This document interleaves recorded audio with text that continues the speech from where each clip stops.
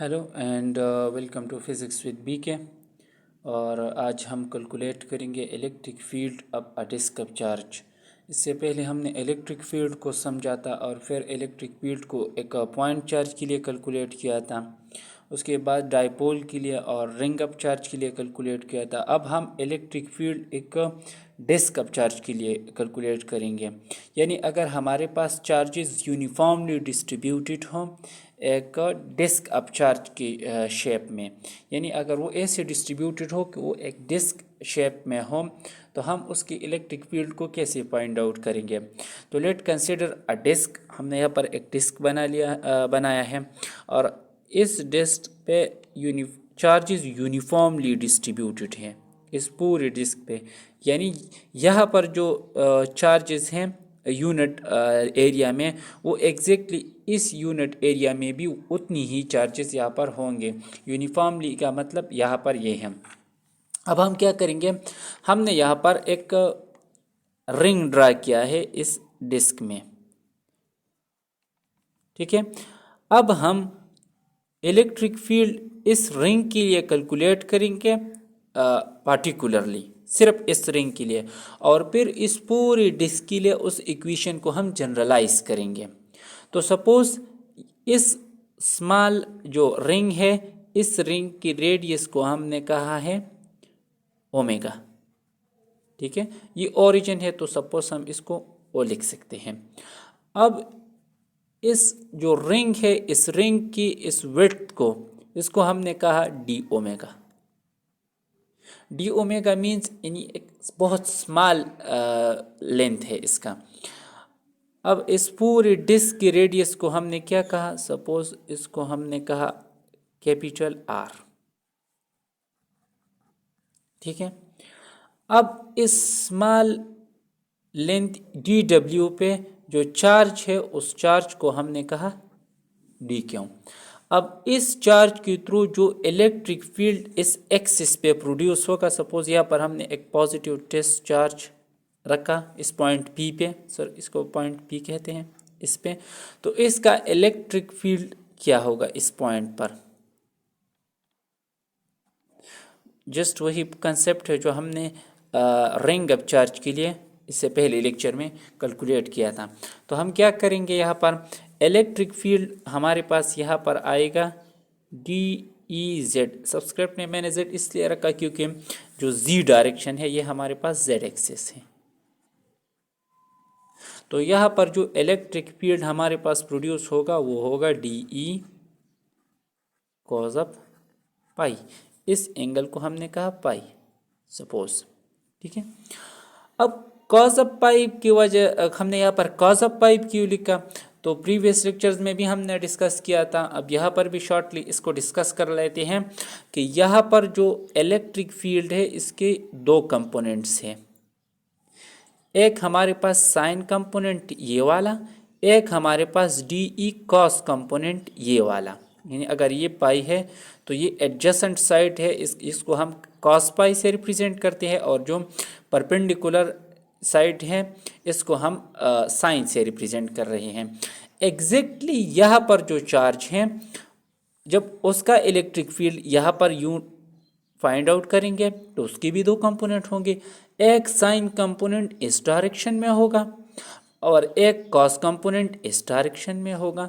तो cos component सारे के सारे एडअप हो रही हैं, यानी सेम डायरेक्शन में है, जबकि कॉस कंपोनेंट एक डायरेक्शन में एडअप हो रहे हैं, जबकि साइन कंपोनेंट एक दूसरे की इफेक्ट को कैंसल आउट कर रहे हैं। तो दैट इज़ वाई हम यहाँ पर सिर्फ कॉस कंपोनेंट लिख रही है। फॉर एग्जांपल इस चार्ज के लिए यहाँ पर इसका इफेक्ट कैंसल आउट करेगा ये वाला चार्ज, इस चार्ज के लिए ये वाला चार्ज, इसी तरह इस होल डिस्क के लिए इसका जो इफेक्ट है वो कैंसल आउट हो रहा है साइन कंपोनेंट का। तो हम सिर्फ कॉस कंपोनेंट लिख रहे हैं। तो हम लिख सकते हैं यहाँ पर ये अब D E Z, D E की वैल्यू हम लिख सकते हैं 1/4 पाई एप्सिलॉन नॉट इंटू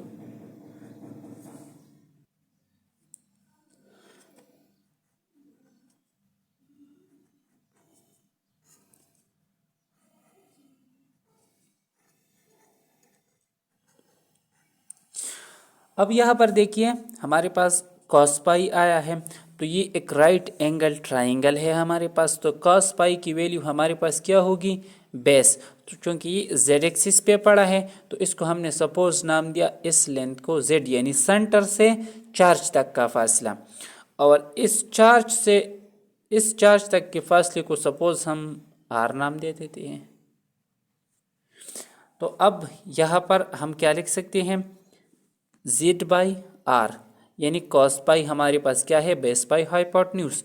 तो हम लिख सकते हैं 1/4 pi epsilon not into D Q divide by R square into Z by are.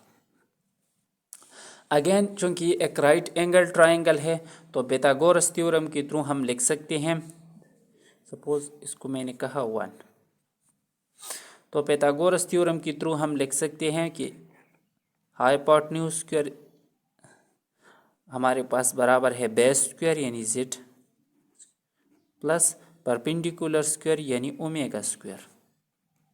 तो और आर की वैल्यू हमारे पास क्या है, Z square plus omega square under the root. अब इन वैल्यूज़ को इक्वेशन 1 में हम पुट करेंगे। ये हमारे पास इक्वेशन 1 था, तो अब हम इक्वेशन 1 को यूँ लिख सकते हैं Z into D Q divide by R cube, Z into D Q. R की वैल्यू हमने कैलकुलेट की थी जो हमारे पास थी Z square plus omega square under the root into cube है तो ये हम क्यूब लिख लेते हैं, या सपोज हम इसको यू भी लिख सकते हैं Z into D Q divide by Z square plus omega square under the root की वैल्यू हमारे पास 1/2 है, और 1/2 को जब 3 से मल्टीप्लाई करेंगे तो ये हमारे पास आएगा 3/2। ठीक है, इक्वेशन 1 में हमारे पास यहाँ पर 1/4 पाई एप्सिलॉन नॉट भी है, सॉरी हमने नहीं लिखा था।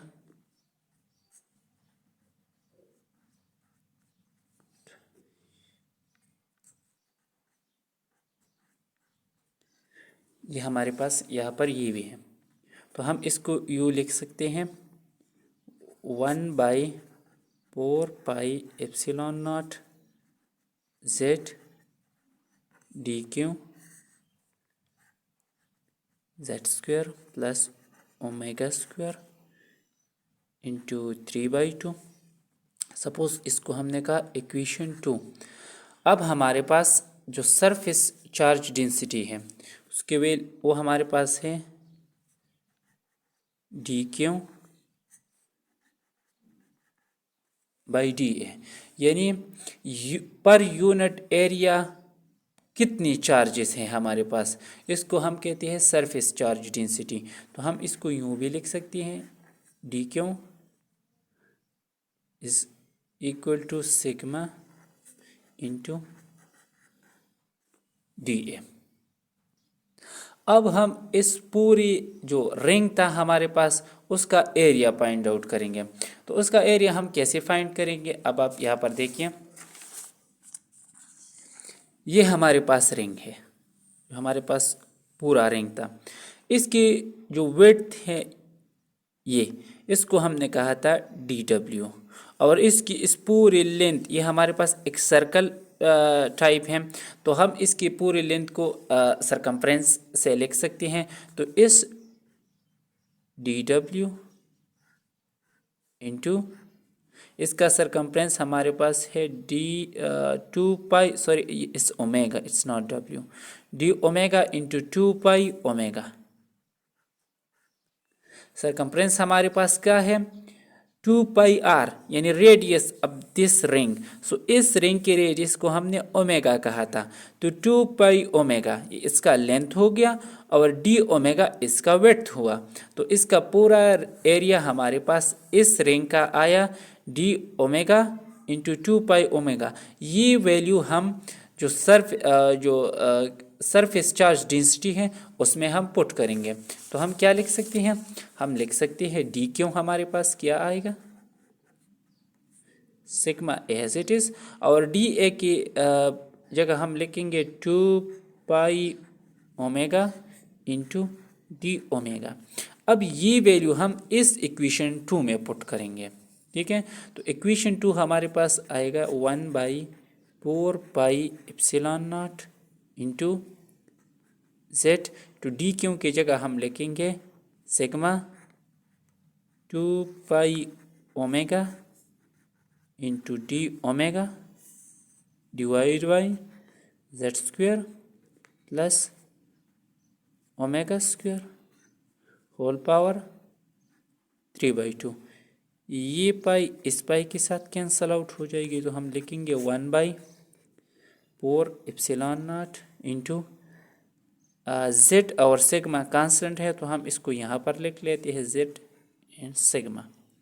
तो ये हमारे पास आएगी 2 omega into D omega divide by z square plus omega square whole power 3/2। अब हम यहाँ तक पहुँचे थे। तो अब इस पूरी डिस्क के लिए अगर हम इलेक्ट्रिक फील्ड फाइंड करना चाहेंगे तो हम क्या करेंगे, हम इंटीग्रेशन लेंगे फ्रॉम ज़ीरो यानी from origin to the extreme और टू द लास्ट पॉइंट। तो लास्ट पॉइंट हमारे पास क्या है, radius of the whole disc. तो होल डिस्क का रेडियस को हमने आर से रिप्रेजेंट किया था, तो हम क्या लिखेंगे, integration D E Z Z sigma by 4 epsilon not हमारे पास कांस्टेंट है। तो हम यहाँ पर फ्रॉम ज़ीरो टू आर यानी ज़ीरो से लेके आर तक जितनी भी स्मॉल रिंग्स बन रही है उन तमाम का इलेक्ट्रिक फील्ड हमारे पास आ गया। तो वो तमाम मिलकर डिस्क बना रही है, तो इस तरह इस पूरी डिस्क का इलेक्ट्रिक फील्ड हमारे पास आया। तो हम यहाँ पर लिख सकते हैं z square plus omega square whole power -3/2। Denominator से हमने न्यूमरेटर में इसको शिफ्ट किया into 2 omega into D omega. अब आप देखिए z square plus omega square, अगर हम इसका डिराइवेटिव ले विद रिस्पेक्ट टू ओमेगा तो जेड कांस्टेंट है, ये 0 बन जाएगा और ओमेगा स्क्वेयर का डिराइवेटिव हमारे पास 2 ओमेगा है। तो इंटीग्रेशन का एक रूल है हमारे पास, अगर सपोज इंटीग्रेशन में एक फंक्शन है f of x whole power n और इस फंक्शन का डिराइवेटिव भी प्रेजेंट है ए प्राइम ऑफ एक्स, और विद रिस्पेक्ट टू एक्स हम इसका इंटीग्रेशन लेंगे तो ये हमारे पास आएगा f of x power n+1 divide by n+1। अब ये फंक्शन है, n की जगह -3/2 है और इसका डिराइवेटिव 2 ओमेगा ऑलरेडी यहाँ पर प्रेजेंट है। तो हम इसका इंटीग्रेशन कैसे लिखेंगे, ये टोटल इलेक्ट्रिक फील्ड हमारे पास आया इन द जी डायरेक्शन, ये आया z sigma by 4 epsilon not into Z square plus omega square whole power -3/2 +1 divide by -3/2 +1 from limits लिख लेंगे 0 टू आर। ठीक है, अब आया हमारे पास Z sigma by 4 epsilon not into Z square plus omega square 1/2 -1/2, sorry it's also -1/2। ये 2 हमारे पास इस 4 के साथ कैंसल आउट हो जाएगी, तो ये आएगा 2 ये 1 और माइनस यहाँ पर शिफ्ट हो जाएगा। तो हम लिख सकते हैं minus z sigma divide by 2 epsilon not. Numerator से डिनोमिनेटर में शिफ्ट होते वक्त वापस ये माइनस प्लस बन जाएगा, तो हम इसको लिख लेंगे Z square plus omega square. तो +1/2 आएगा, तो +1/2 को हम अंडर द रूट भी लिख सकते हैं from 0 to r। Limits put कर लेते हैं, minus z sigma 2 epsilon not into r put करेंगे तो ये हमारे पास आएगा z square plus r square under the root, और यहाँ पर 0 पुट करेंगे, माइनस इंटीग्रेशन का रूल है upper limit minus lower limit 0 put करेंगे ओमेगा की जगह, तो ये हमारे पास आ गया 1 बाई ओमेगा स्क्वायर की जगह 0 आ जाएगा, तो ये आ जाएगा जेड स्क्वायर। अब हम क्या करेंगे, minus z sigma into 2 epsilon naught 1 by Z square plus r square, ये हमारे पास आएगा माइनस 1 बाई जेड।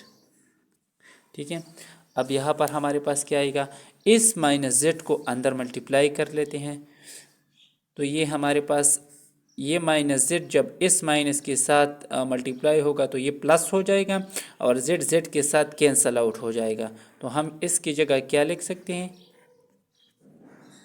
1, यानी जेड जेड के साथ कैंसिल हो गया, माइनस और माइनस प्लस, ये जेड इसके साथ मल्टीप्लाई होगा तो ये क्या आएगा minus z by Z square plus r square under the root, sorry यहाँ पर भी अंडर द रूट है। तो ये हमारे पास फाइनल इक्वेशन आ गया electric field for a disc of charge, यानी एक डिस्क ऑफ चार्ज के लिए हमारे पास इलेक्ट्रिक फील्ड ये होगी। अब एक स्पेशल केस है, अमूमन बुक्स में वही स्पेशल केस डिस्कस किया जाता है electric field of a disc of charge के लिए। अब सपोज कीजिएगा ये हमारे पास एक डिस्क है और इस डिस्क पे चार्जेस यूनिफॉर्मली डिस्ट्रीब्यूटेड हैं, तो हमने जो इक्वेशन कैलकुलेट की थी इस डिस्क का इलेक्ट्रिक फील्ड फाइंड आउट करने के लिए, वो हमारे पास थी EZ is equal to sigma divide by 2 epsilon not into 1 minus Z divide by under the root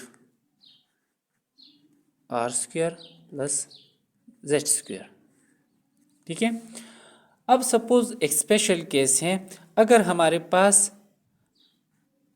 are जो है वो मच ग्रेटर देन जेड हो तो फिर क्या होगा, तो फिर ये जेड अप्रोच करेगी 0 को। फॉर एग्जांपल अगर ये डिस्क इंतहाई इसका रेडियस बड़ा हो और इस पॉइंट इस पॉजिटिव टेस्ट चार्ज को सपोज कहीं यह यहाँ पर ला कर रख दिया जाए, यानी जस्ट इस डिस्क की सरफेस से थोड़ा ऊपर, तो तब कंडीशन क्या होगी, R is much greater than Z, यानी radius of the Z of the disc is much greater than the distance between the centre and the positive test charge, तो ये टर्म हमारे पास अप्रोच करेगी 0 को। तो फिर इलेक्ट्रिक फील्ड का equation हमारे पास आएगा sigma divide by 2 epsilon not. Mostly books में ये इक्वेशन लिखा है, स्पेशली हमारे HRK में भी ये इक्वेशन लिखा गया है, तो ये एक स्पेशल केस है हमारे पास। अगर ये आप एक चार्जेस एक स्क्वायर में भी यूनिफॉर्मली डिस्ट्रीब्यूटेड हो तब भी ये वैलिड है, अगर चार्जेस एक रेक्टेंगुलर शेप में हो या इरेगुलर शेप में भी हो और तब भी आप उसका इलेक्ट्रिक फील्ड फाइंड आउट करना चाहते हो इस कंडीशन पे कि जो चार्ज है जो टेस्ट चार्ज ये यहाँ पर सपोज ये एक स्क्वायर शेप है मेरे पास, ये यूनिफॉर्मली इस पे चार्जेस डिस्ट्रीब्यूटेड हैं और मैं इस पोजीशन पे इलेक्ट्रिक फील्ड फाइंड आउट करना, यानी जस्ट इस सरफेस से ऊपर इलेक्ट्रिक फील्ड किसी पॉजिटिव टेस्ट चार्ज पे फाइंड करना चाहता हूँ इस पूरी शीट का, तो वो इस इक्वेशन के थ्रू मैं फाइंड आउट कर सकता हूँ। It's a special case, it is valid for irregular shape, otherwise for any shape.